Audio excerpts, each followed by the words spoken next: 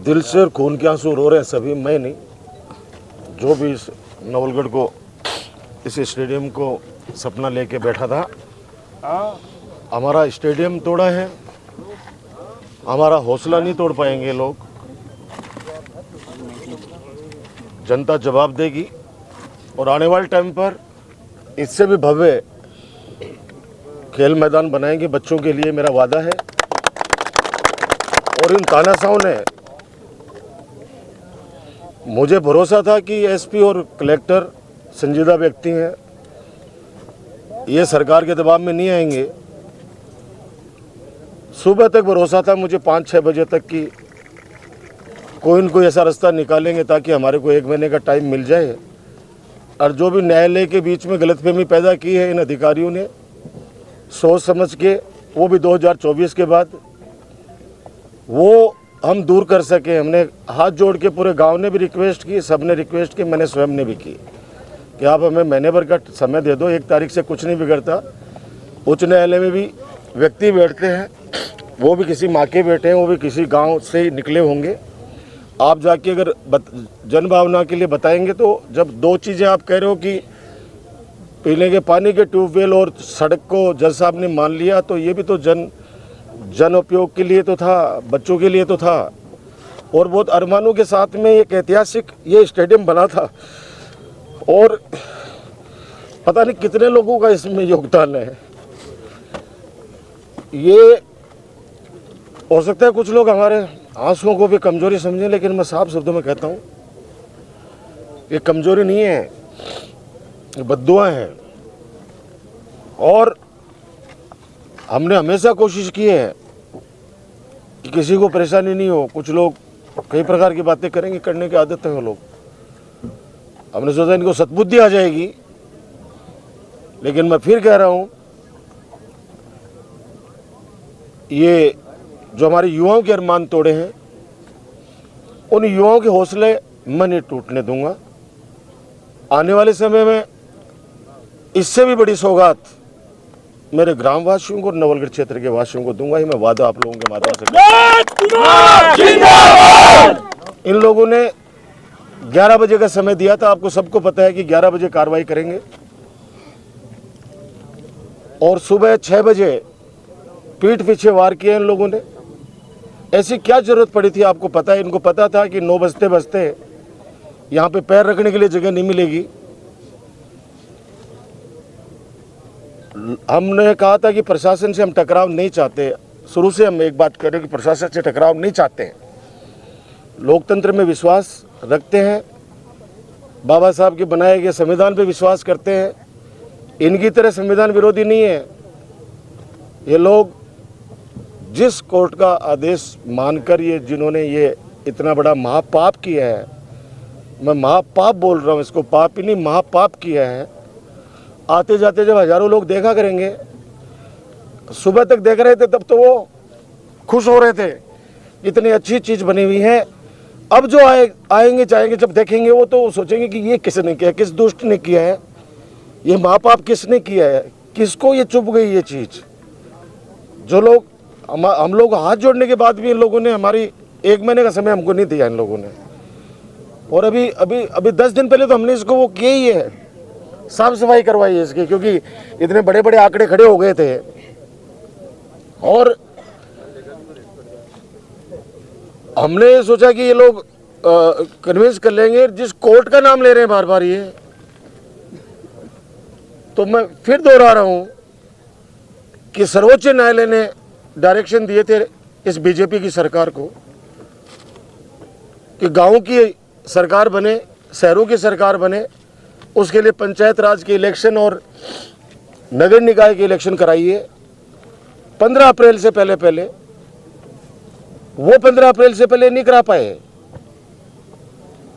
और कोर्ट में जा जाके और कह रहे कि अगले दिसंबर पहले हम नहीं करा पाएंगे। यानी 1-1 साल का, 1.5 साल का ये लोग टाइम ले रहे हैं। हम तो 1 महीने का टाइम मांग रहे थे। लेकिन मैं इस तानाशाह के खिलाफ, जो मेरे नवलगढ़ की 36 कौम की जनता यहाँ पे खड़ी है, जिले की जनता खड़ी है, मैं इनका एहसानमंद हूँ कि इन्होंने आकर अपना जज्बा दिखाया, किस तरह से मेरी माता बहनें लड़ी है इन अंग्रेजों से। वो गोरे अंग्रेज थे, काले अंग्रेज है, इन काले अंग्रेजों का शासक है। और आज ये 13 मई का दिन इस गांव के लिए, इस नवलगढ़ के लिए काला दिन है। हर वर्ष इसको काला दिवस के रूप में हम लोग मनाएंगे।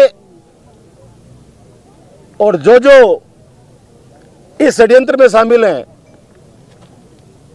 जिस व्यक्ति के कंधे के ऊपर बंदूक रखकर जिसने ये तुड़वाने का षड्यंत्र रचा है, जो 4 दिन पहले भी कह रहा था कि मेरा आदमी है, मैं उससे जाकर वापस ले लूंगा, चिंता मत करो। गांव वाले भी हमारे बेचारे गए थे वहां पे उम्मीद लेके कि ऐसा महापाप मत करना। उनसे भी वादा उन लोगों ने किया था कि नहीं नहीं ऐसा कुछ भी नहीं होगा, आप चिंता मत करो, आपको भ्रमित किया जा रहा है। सच्चाई आपके सामने है। ये स्टेडियम टूटा है, अरमान हमारे टूटे हैं, लेकिन हौसला हमारा बुलंद है। बोलो भारत माता की जय। लड़ेंगे इस तानाशाह के खिलाफ, लड़ेंगे इस तानाशाह के खिलाफ, राजकुमार लड़ेंगे इस भाजपा की, राजकुमार जिंदाबाद, लड़ेंगे इस भाजपा की, इस भजनलाल शर्मा की, डॉक्टर राजकुमार शर्मा तुम संघर्ष जन विरोधी, हम तुम्हारे साथ हैं। डॉक्टर जन विरोधी सरकार के खिलाफ, हम तुम्हारे साथ हैं। इस झूठी सरकार के खिलाफ, इस देश को गर्त में डालने वाले भाजपा की सरकार के खिलाफ जी जान से लड़ेंगे। हम न डरे, न रुकेंगे, न थकेंगे। समय समय पर इनको, लेकिन मैं आपके माध्यम से सबको कहना चाहता हूं, इस काले दिन को याद रखना, भूल मत जाना। अरे काला काला काला इस काला दिन को भूल मत जाना।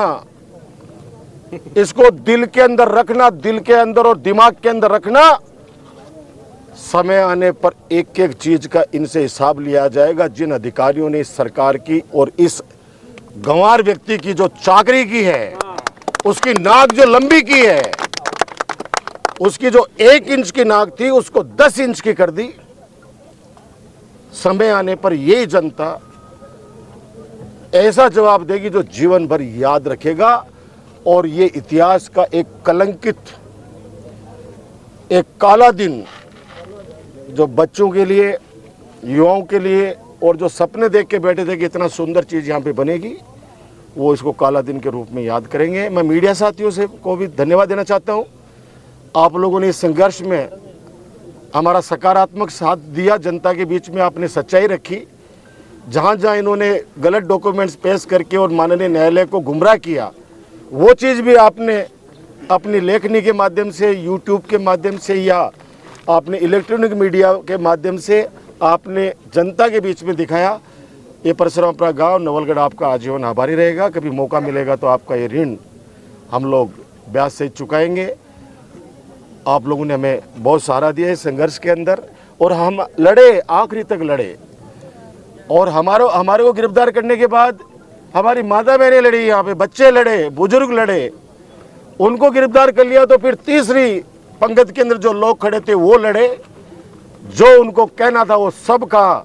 लेकिन मैं कह रहा हूँ ना कि गोरे अंग्रेज चले गए, इस भाजपा के काले अंग्रेज अभी देश पे शासन कर रहे हैं। इनकी जो मर्जी है उसको तोड़ेंगे, जिसको मर्जी है उसको छोड़ेंगे।